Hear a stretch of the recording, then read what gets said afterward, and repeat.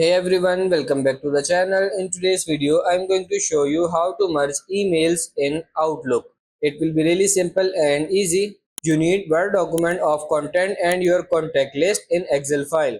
So I will show you how it will be look like. So this is our template for mail as you can see, and this is the contact list. So now go to Word document, then go to mailing, start mailing merge, then click on email message and select this recipient. Click on use existing list, and now you have to select our Excel file. Go to downloads and select this file and select invoice. Select the sheet on which you have contact details, then click on OK, and now select the area which you want to replace. I want to replace this one with name and insert merge field. Click on name.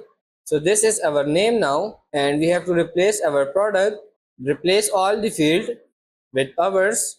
Now if you want to preview, click on this preview and see. Now you can check the other values. Same, click on this button.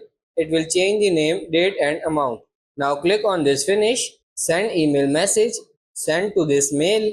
Write the subject line here. Mail format will be HTML, and click on send to all recall and hit OK.